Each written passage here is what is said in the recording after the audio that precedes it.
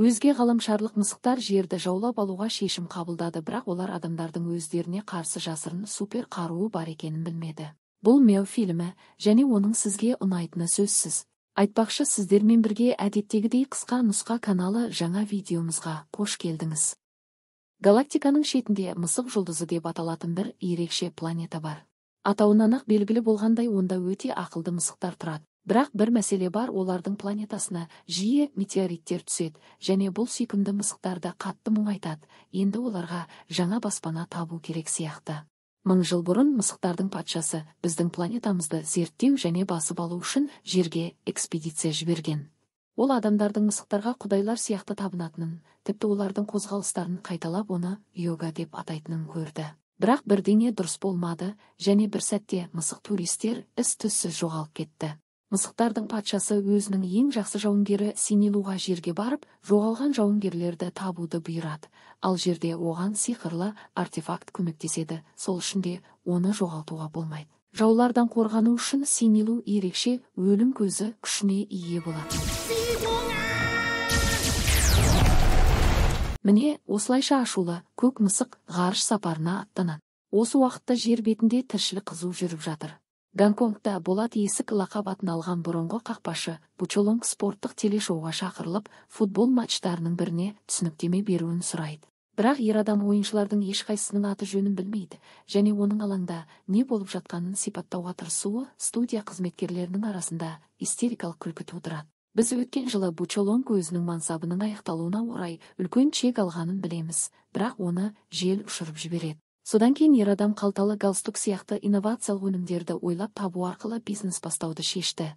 Бірақ отбасы оның идеясына мүлдем қызығушылық танытпады. Бучолонгтың әйелінің есімі Зу Лиджу. Ол актриса және модель, және де әртүрлі өнімдердің жарнамасына түседі. Бірақ үйде бұл әйел камера алдында сияқты сымбатты және әдемі көрінбейді. Олардың екі баласы Вуяу Чай мен Вуяу Яу бар. Олар таңертең ерте тұруды ұнатпайды, сондықтан оларды айғайлап оятып, таңғы асын беріп, мектепке жіберу керек. Вуяу Чай өтіп бара жатқан адамдарға түрлі пранктар жасағанды ұнатады, және режиссер болуды армандайды. Дене шынықтыру сабағында Вуяу Яу арқаннан секіріп өткісі келеді, бірақ қыздың туылғаннан бері аяғында ақауы бар, және де оған мұндай жаттығуларды жасауға рұқсат етілмейді. Бұл кішкентай қызды қатты мұңайтады, өйткені оның жарақатына байланысты онымен ешкім дос болғысы келмейді, және ол өте жалғыз.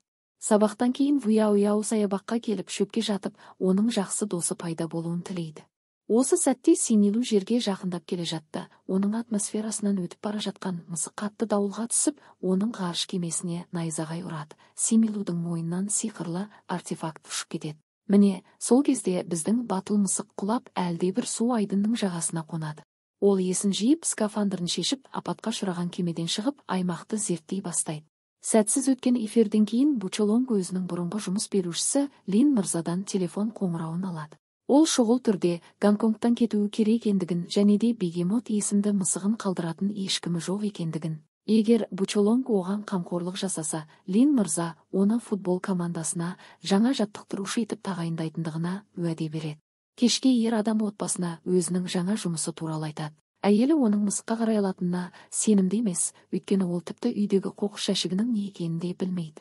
Осы уақытта Синилу жоғалған жәдігерін іздеу үшін қаланы аралап жүреді. Ол медальоны құлаған жерді байқап, дереу сол жерге асығады. Алайда бір мәселе бар, артефакты жоғалтқаннан кейін Синилу қарапайым мысыққа айналды, және енді ол керек үйдің төбесіне секіре алмайды.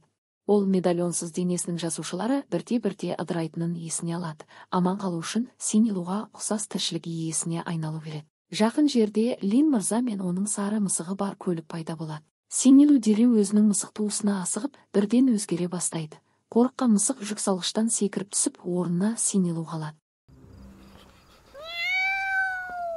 Бучолонг бұл мысықтың қаншалықты үлкен және сүйкімді екеніне таң қалып, оны ұзын арқанмен үйге сүйреп апарады. Жаңа үй жануарларының өлшемін көрген Зу Лиджу есінен танып қалады, бірақ балалар әрине қуанады. Синилу айнадағы өзіне таңдана қарайды.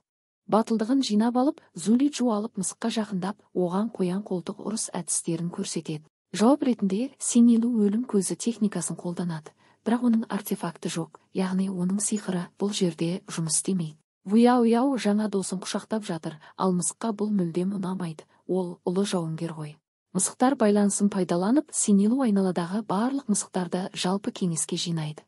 Бірақ олар мысық жұлдызының тұрғындары сияқты ақылды және агрессивті көрінбейді. Олардың кейбіреулері көңілді ойнайды, ал басқалары креслолар мен дивандарда жалқаулықпен жатады.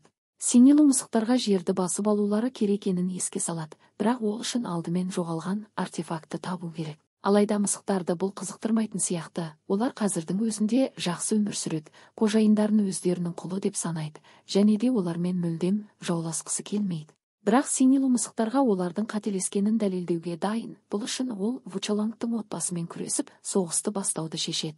Түнде мысық табанында пышақпен оның жатын бөлмесіне жасырынып кіреді, алайда Зулиджу мысықты баспалдақтан оп-оңай лақтырып жібереді. Синилу тағы бір әрекет жасап, Вуяу чайдың бөлмесіне кіреді, бірақ бала жоқ, мен мектепке бармаймын деп айқайлап, мысықты ойыншық мылтықпен атып тастайды. Бейшара Синилу мұнда да сәтсіздікке ұшырағанын түсінеді. Енді соңғы мүмкіндік қалды. Мысық кішкентай Вуяудың бөлмесіне кіреді. Ол ұйықтап жатқан қызды көреді, жақындайды, тырнақтарын шығарады. Бірақ мұндай сүйкімді тіршілік иесін ренжіте алмайды және қызға нәзіктікпен қарайды. Содан кейін төсегінің жанындағы кілемшеде ұйықтап қалады. Таңертең Вуяу өзінің үлпілдек сары досын оятады. Вучолонг оны біресе кеспей, енділік кәмпиттен тымқындыруға тырысады. Бірақ Синилу тамақтан бас тартады. Отбасы дүкенге кетеді және олар қайтып келгенде үйдің толық шашылып жатқандығын көреді. Бұл Синилу өзінің артефактын барлық жерден іздеп шашып тастаған еді. Сонымен қатар ол өзінің барлық дәмді тағамдарын жеп қояды.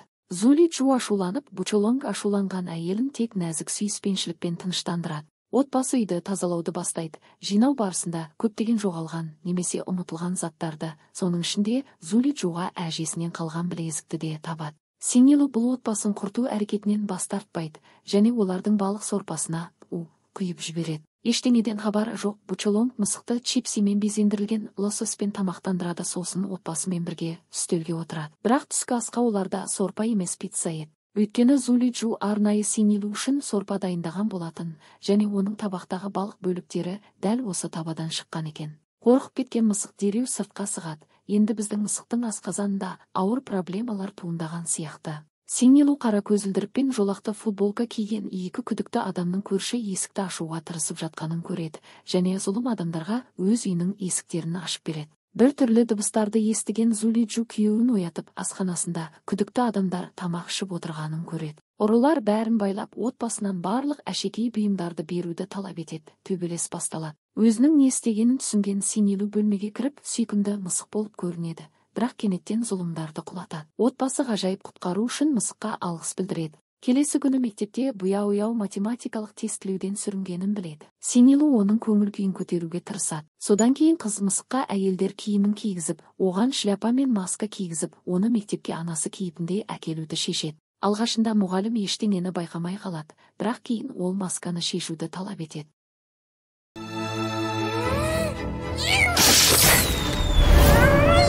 Ал бір сәтте Синилу құсты байқап бірден оның артынан жүгіре кетеді. Мұғалім Вуяудың анасы психикалық ауру деп ойлап қызды құшақтайды. Қызға да осы қажет еді. Вуяу үнемі жүнді досымен ойнайды, онымен билейді, серуендейді, оған кейбір командаларды орындауды үйретеді. Оның портретін салып, оны әртүрлі дәмді тағамдармен сыйлайды. Олардың үлкен отбасы қазір шынымен де бақытты көрінеді. Вучолонг қызын мектептен алуға барады. Сол жерде өзінің жанкүйерлерінің бірімен кездеседі. Қызы одан қолтаңба сұрайды, тіпті қуанып жылайды және оған кеңес беруін өтінеді.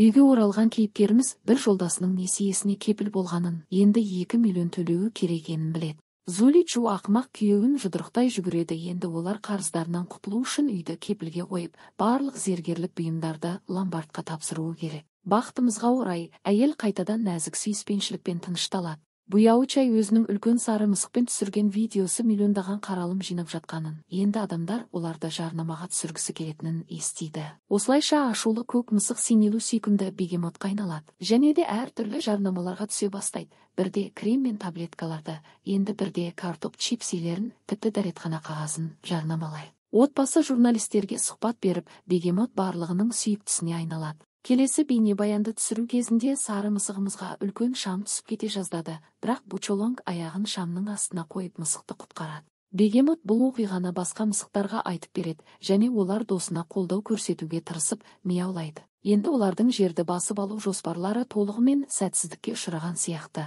Барда белгісіз біреу Бучолоңға жасыл моншақтар береді, бірақ оның орнына одан 10 000 юань беруін сұрайды. Кейіпкеріміз бас тартады. Содан кейін тағы бірнеше адам оған жұмбақ қазына карталарын зерттеуді ұсынады. Осыдан кейін айла мен алдаудың көмегімен олар бұл карталарды Бучолоңға 3 миллион юанға сатады. Зуличуге банктен қоңырау шалып, күйеуі олардың шотындағы ақшаның барлығын дерлік шешіп алғанын хабарлайды. Әйел балалар мен мысықты ертіп алып, дереу Бучолоңды іздеуге асығады. Геолокацияны қолдана отырып, олар біздің кейіпкерімізді бардан тауып алады, оның алаяқтарға ақша беріп жатқанын көреді, және бәрі олардың артынан қуады. Ұрылар көлікпен қашып кетеді. Бучолоң не білдіргенін түсінеді, және әйелін тыныштандыру үшін әйелін қайтадан сүйеді. Зуличу жылап, қызының операциясы үшін ақша жинап жүргенін мойындап, ақымақ, аңғал күйеуін тастап кетеді. Бучолоң мас болып дәрігерге қалай барғанын және қызының операциясы 5 миллион тұратынын білгенін есіне алады. Осы уақытта мектепте отбасылық спорттық жарыс өткелі жатыр, және Буяу Яу қатты қайғырады. Бегемот Бучолоңды стадионға сүйреп апарып, ойнауға шақырады. Жігіт өзінің өткен спорттық өмірін есіне алып, қақпаға тұрады. Сөйтсек, біздің кейіпкеріміз керемет қақпашы екен. Бегемот үйге келіп ақыры мысық жұлдызы артефактын табады. Медальон ағашқа құлап, жапырақтардың арасында қалып кеткен екен. Бірақ біздің мысық енді жерді басып алғысы келмейді. Ол артефактың күшін басқа мақсаттарға пайдаланады. Осы уақытта стадионда спорттық жарыстар өтіп жатыр. Кішкентай Буяу жалғыз тұрады, бірақ көп ұзамай оған ағасы, содан кейін анасы мен әкесі қосылды. Аяғындағы жарақатына қарамастан қыз кедергі жолынан өтіп бара жатыр, бірақ сүрініп құлап қалады. Ата-анасы Буяуды тыныштандырып, енді ұрыспауға уәде береді. Бегемот өз артефактімен стадионда пайда болып, табанын қуана бұлғайды. Медальонның арқасында ол ақыры өзінің шығу тегі туралы барлық шындықты айтады, және де махаббаттары үшін барлығына алғыс білдіреді. Соңғы отбасылық жарыс басталып, жанұя мүшелерінің әрқайсысы бар күшімен жарысып жатса да, жарақатына байланысты Буяу соңғы болып келеді. Алайда мәре сызығына сәл қалғанда оның аяғынан металл бекіткіштер ұшып кетіп, қыздың аяғы жазылып кетеді. Мұны Бегемот өз артефактісінің көмегімен жасаған еді, бірақ мысық енді бұл жерде емес, ол өз планетасына үйіне қайтып кетеді. Адамдар аспандағы ғарыш кемесін көреді, және жарық сәулелері үлкен сары мысық туралы барлық естеліктерді өшіреді. Біз Буяудың көңілді, белсенді қызға айналғанын және оның бүкіл отбасының бақытты екенін көреміз. Бегемот дәлірек айтсақ, Синилу мысықтар патшасына жерге көше алмайтындарын айтады. Өйткені жердегі адамдар қорқынышты, тамақтары дәмсіз, ауа өте лас және махаббат деп аталатын құпия қару бар. Патша миссияны сәтсіз деп санайды, және жаза ретінде Синилуды семіз сары мысықтың кейпінде мәңгілікке қалдырады, бірақ бұл оған ұнайтын сияқты. Арада біраз уақыт өтіп, бір күні иттердің экспедициясы мысық жұлдызына келіп, олардан тамақ беруді сұрайды. Синилу яғни Бегемот өз картоптарын олармен бірге жерге ұшу мүмкіндігіне айырбастауға келіседі. Ол өз отбасына оралды, бірақ біздің кейіпкерлер оны ұмытып кеткен секілді. Жоқ, күте тұрыңыз, олар ештеңені ұмытпады, және де үй жануарларын көргендеріне өте қатты қуанышты. Мінекей достар, осымен 4 аяқты досымыздың жердегі қызықты оқиғалары туралы фильмімізде соңына жетті. Бұл видеода байқағандарыңыздай жасанды интеллект дыбысы қолданылған. Кейде жаңа видеоларды дыбыстауға уақытым болмағанда, осылай салып тұрсам қарсы болмайсыздар деген үміттемін. Ендеше комментарийда дыбыстауды 1-ден 10-ға дейін бағалап, өз пікірлеріңізді қалдырсаңыздар. Сонымен қатар жаңа видеоларымызды өткізіп алмас үшін арнаға тіркеліп қойыңыздар. Келесі видеоларда кездескенше аман сау болыңыздар.